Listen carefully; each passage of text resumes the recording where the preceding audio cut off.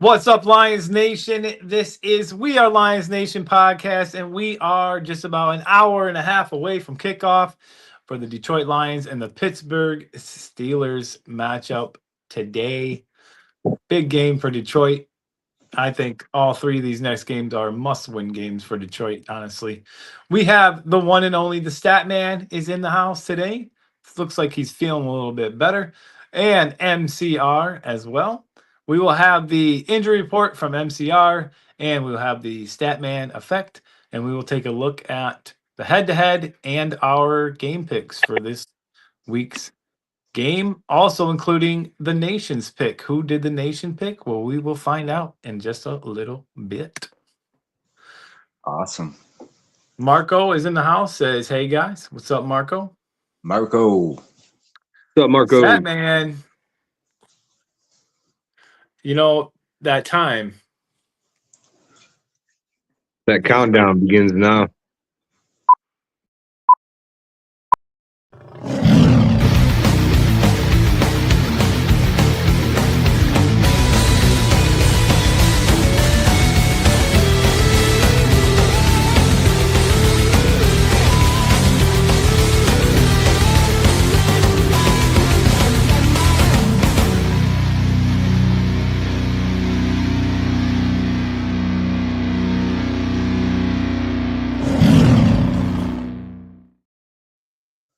You did not, StatMan, but normally I just bring it up and you just say who it is anyway. So, All right. not that I have to have it. Subscribers, guys, we have gained another one. So, at 374 subscribers on that March to 500.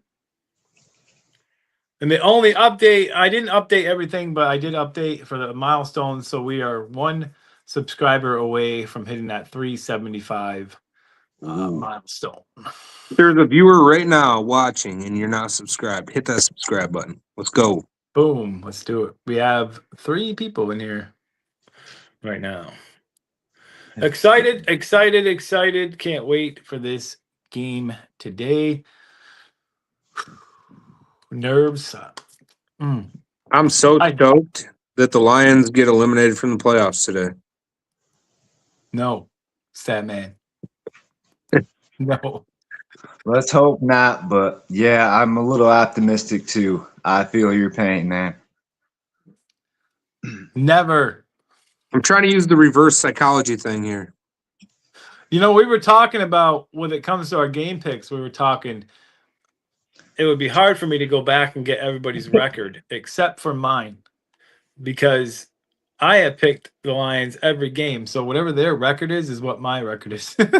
I just figured that out last night. I think you only picked them not one time, StatMan, I think. Yeah, the only time I didn't pick them was against the Cowboys. Me, I have Cowboys and Rams. I didn't pick them against. So there's only Marco, so next season we'll have a full, I'll keep track, we'll be able to keep track of that fully just because everybody should be here at the beginning. We got Marco says, hey guys, and Hunter is in the house, says, what's good? How's it going, Hunter? How's it going, Marco?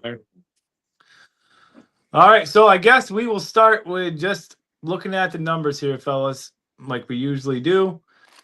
You got the Lions pass offense, which is ranked 6th against the Steelers pass defense, which is ranked 11th.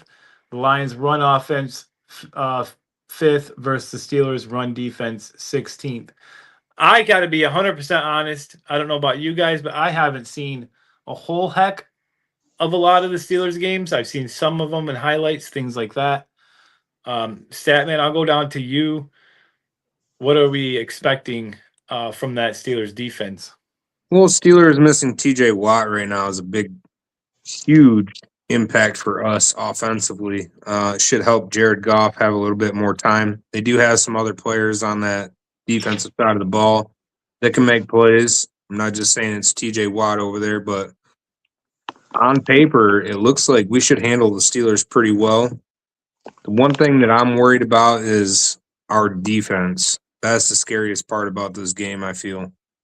Yeah, and Ryan, do you have anything to add on the Lions offense taking on the Pittsburgh's defense? Yeah, I mean, Steelers still have guys that can get it done, even though that TJ Watt's not in there. But that is a huge blow. We also have huge blows too with you Yeah, we're know, gonna don't say we're gonna get to that next. Their yep. injury. I was just saying the injuries that we have, you know. But I mean, I think it's right now it's a pretty even matchup, and I think our offense can move the ball. We just got to make sure we're making the right calls. And just like the Rams game, if we're in a situation for the field goal, kick the field goal, take the 3 points, don't risk it, in my honest opinion. And offensively, we need to feed David Montgomery. I agree. And Tesla.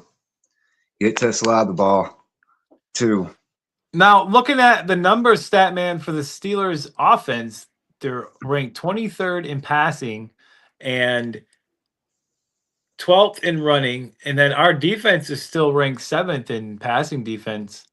And we are ranked 11th in run defense, which is, if you look at the numbers, that's kind of crazy because you would think it would be the opposite. But if you really think about it, our run defense hasn't been as good, especially lately. So anything as far as the Steelers offense, are those numbers deceiving? Is there a better offense coming into to Detroit than what the numbers are showing? I think absolutely they're a better offense than what those numbers are showing right now and what the rankings are saying. Any given Sunday, any team can play well. Steelers have a lot of playmakers on offense. DK Metcalf, Pat Fryermuth. They got Jalen Warren. They got guys that can make plays. So I wouldn't sit here and say that our defense is that great either. And I'm honestly surprised that we're ranked 7th in pass defense with how horrible we have been all year long, allowing 500 plus yards of total offense. I think the last 2 games. It's just crazy to me.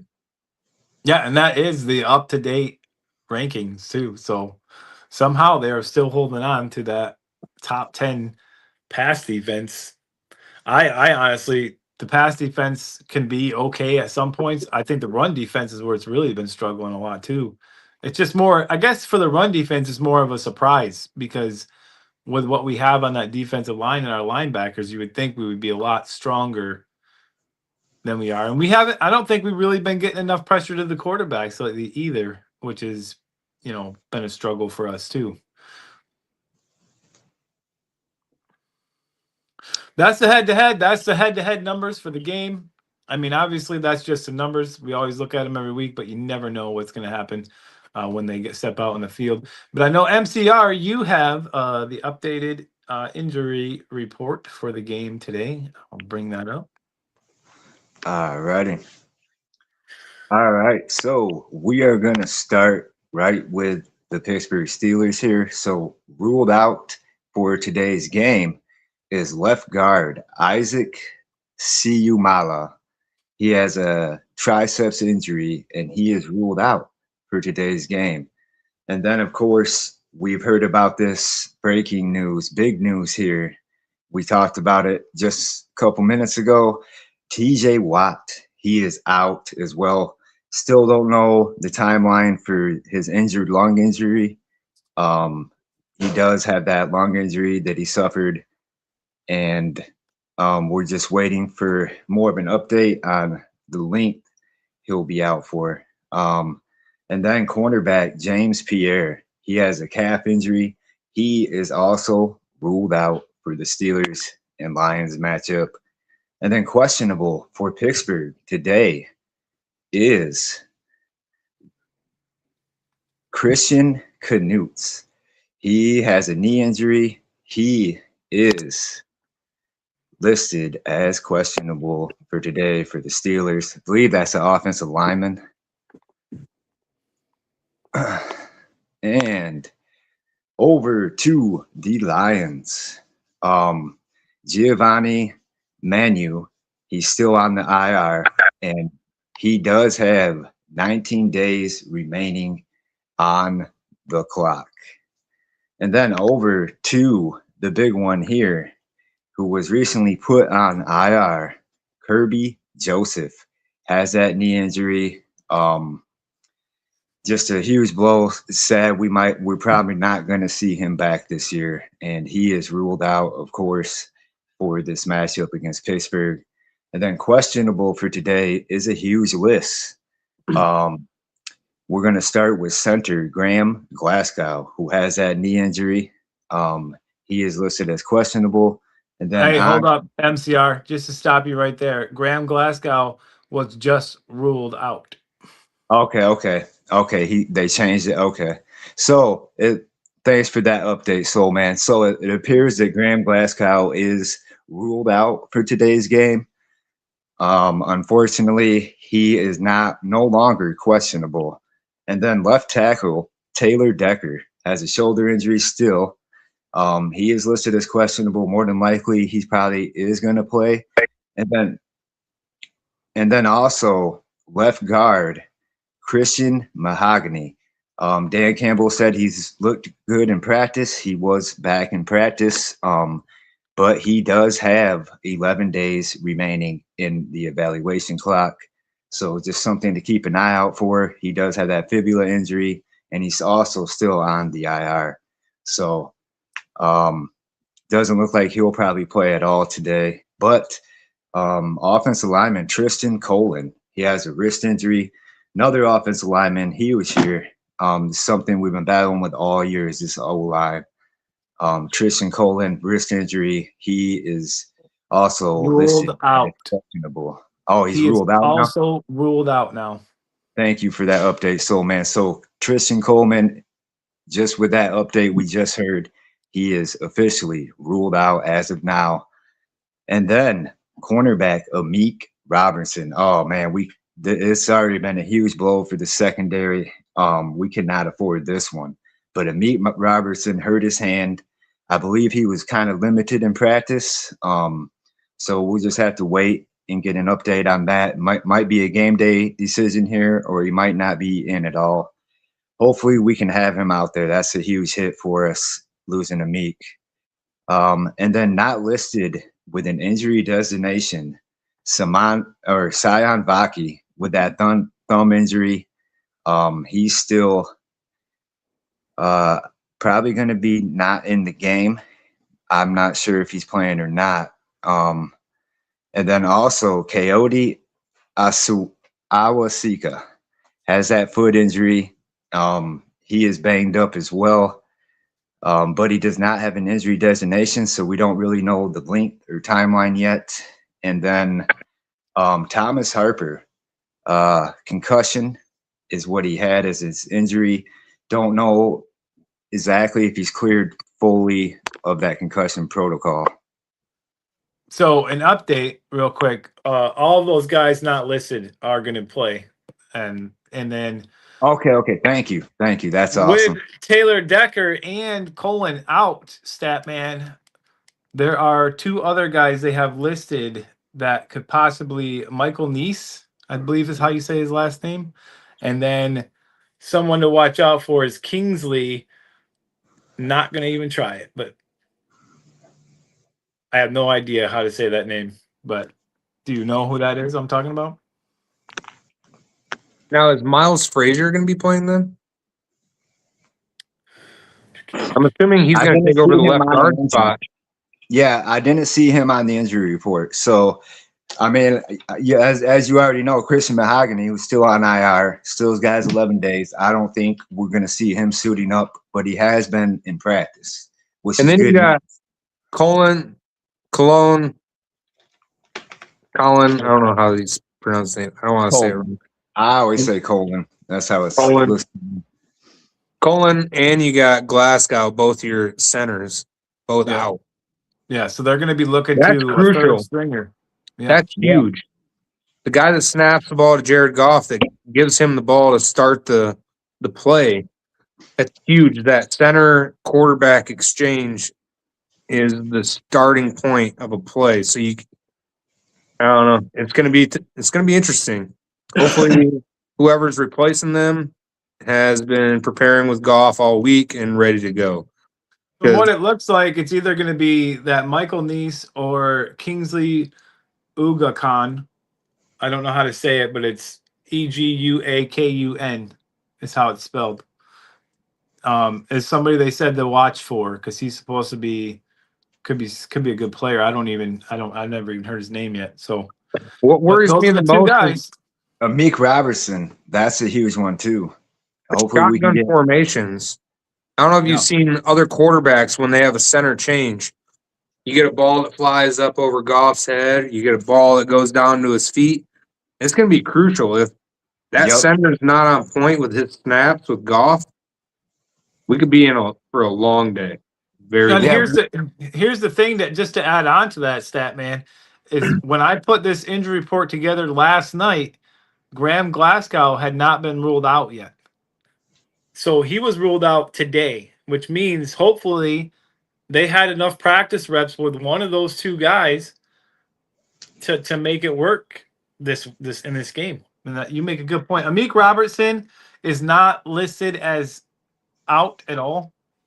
So he's not even mentioned that he's not going to play. So it sounds like he might play. Yeah, Be that's prepared if he gets a ball thrown his way that he drops it because he's having a hand issue. Yep. And to touch on the center thing, like Statman was talking about, we seen it last week with the Rams. Matthew Stafford had 2 or 3 snaps where the center just oversnapped it or undersnapped it to him, and they almost lost possession of the ball because of that. And, you know, that can be a crucial situation. Hopefully Amik Robertson is going to be playing. I know he's questionable and doesn't look like they're going to be putting him out. I wouldn't do it at this point with the guys that we're already missing back there. It's very vital right now that we also have just another update over on the Steelers side. Nick Herbig, one of their edge rushers, he was downgraded to out as of yesterday. So Thank you. So that's it. Updated. Now it's updated. Like I said, I usually get this update injury report the day before, but it's good to check it the day of just to see any last minute changes. And good thing we did because there were some on our end. Yeah, there was a few. Whew, man, that center one, StatMan, that's going to be going to be tricky. Yeah, I didn't even realize both of them were listed out either, and that's crazy. Yeah, it's definitely going to be interesting. StatMan, it is now time for your. Nope, it's not. I lied. I want to do something else first, and that is hear what Dan Campbell had to say. Coach's corner. Yeah, what has been some of the biggest challenges just from a coaching perspective about a stretch like this where, you know, you've done a lot of really good things but still find yourselves on the outside looking in? Yeah. Well, I think it's as we all know, it's the inconsistencies of some of the things, that we've had that it's frustrating. It's you never want to lose, but when you feel like there's things that you've done to yourself, that's where it gets real frustrating, because it's hard enough to win in this league against the opponents, these real good opponents, but when you feel like sometimes you're fighting yourself a little bit, that can be very frustrating. And so we've had a little bit of that. There's a number of circumstances, but I think that what I always go back to is, man, there's a million ways to get the point across and to teach. And just because it hadn't hit yet, man, you keep going through them, man. Go find something else. Keep working on something else. There's always another drill that you haven't done before. There's always another way to say it that finally hits somebody. And that's what I keep my hope in, because I know what that's like sitting in those seats. I know what it's like to be a coach. And so I've seen it from all perspectives, and you just keep working until you get yourself out of it. Yeah, how much of your confidence in this group stems from the experience gained down the stretch each of the last 3 years? Yeah, a lot. I go back to the group, the core of this team has been through a lot. They've been through a lot. They've been through it together too, which is where we've been fortunate. Most of the coaches have, not all of them, but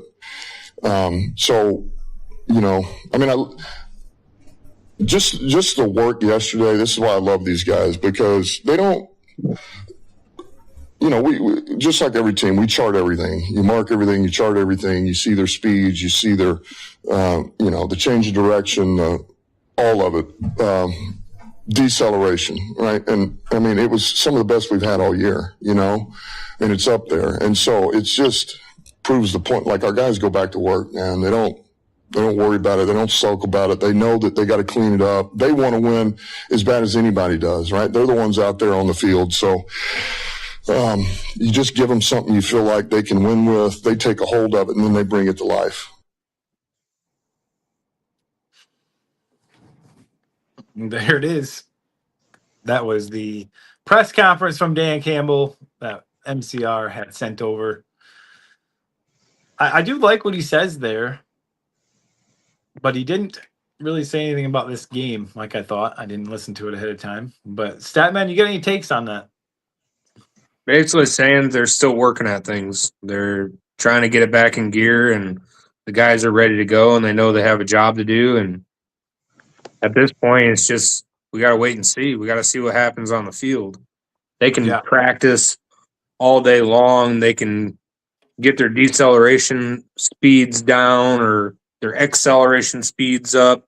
It doesn't mean shit until you're out on the field. So yeah, it's about executing in the game. And it's all about. We did have a few comments that came in. Mario says Michigan with an explanation point multiple times. Let's bring it up. And then we had Code Harper says hi. What's up, Code? Mikey B, Euporium Comics. Mikey B is in the house, says hey, hey. What's going on?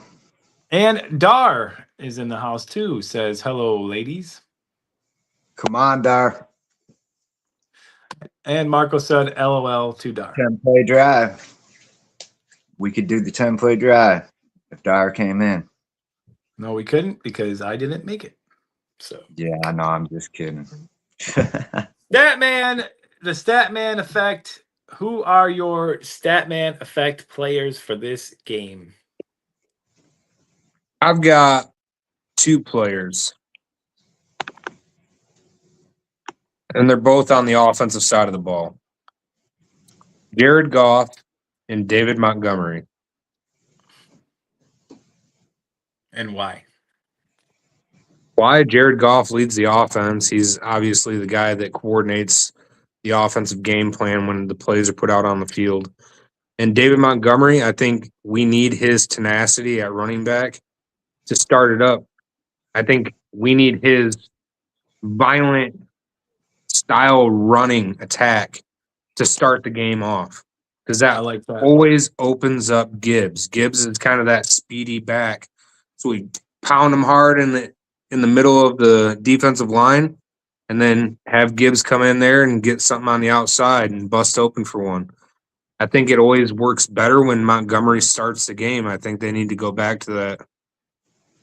I actually, Statman, really, really like that a lot. But what you just said there about Montgomery, that makes so much sense.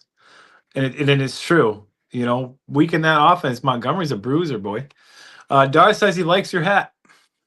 Thank you. Thank you. Thank you. Marco said nautical rope. LOL.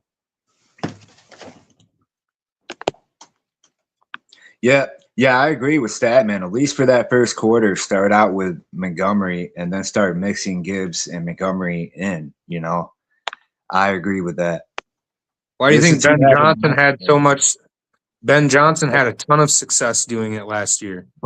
But on the same side, Gibbs has power too. I know he doesn't show it a lot. He shows more of that speed and, you know, straight up the middle type or outside guy. But Gibbs does have power too, you know, like DeAndre Swift.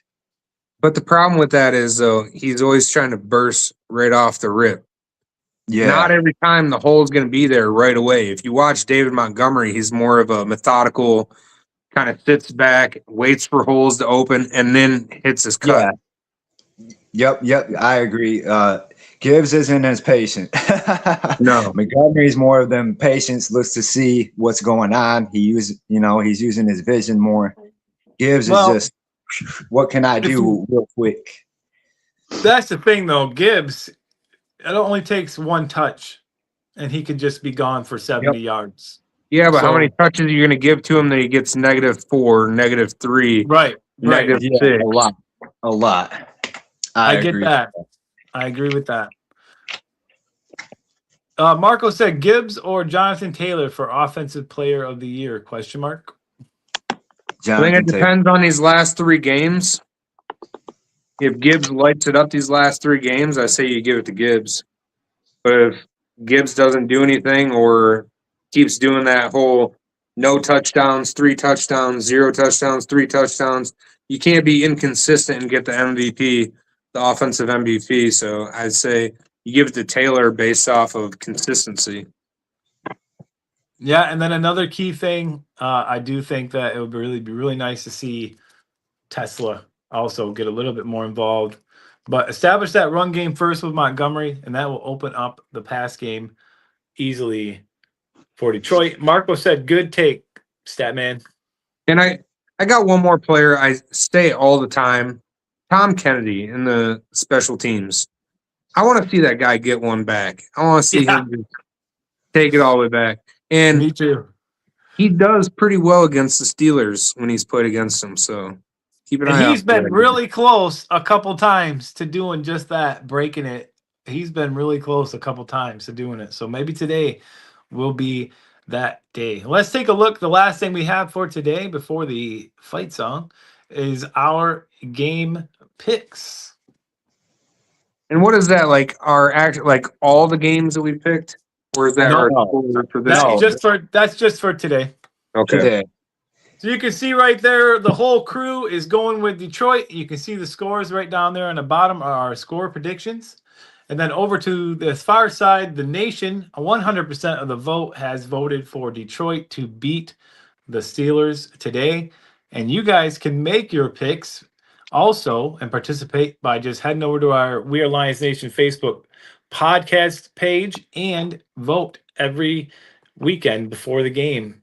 Let us know who you think is going to win. And put your score predictions in there. We can pull them up right here on the show. Show it to Yeah. everyone. And The and score just predictions for today, I'll just say them. I'm going 34-21. Statman, you're going 31-27 for the Lions. MCR has it 28-16. And P-Dubs is at 27-17. And just to touch on one thing real quick, Tom Kennedy.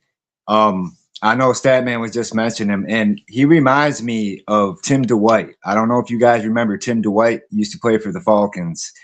Yep. He was a deadly kick returner too. That's who Kennedy reminds me of, is Tim Dwight.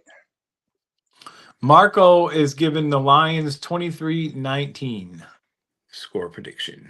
23. Yeah, because even if you guys comment all your score predictions, I can even do an average of what your guys' score predictions are and post that in the show as well. So, And I practiced the fight song just to let everybody know before the show came on. My throat is still killing me a little bit, so it might not be as enthusiastic as usual, but I'm going to do my best, all right? Dar says 38-17 Lions. And on that note, Statman, let's get this sucker wrapped up with the fight song. Give it your best. You got it.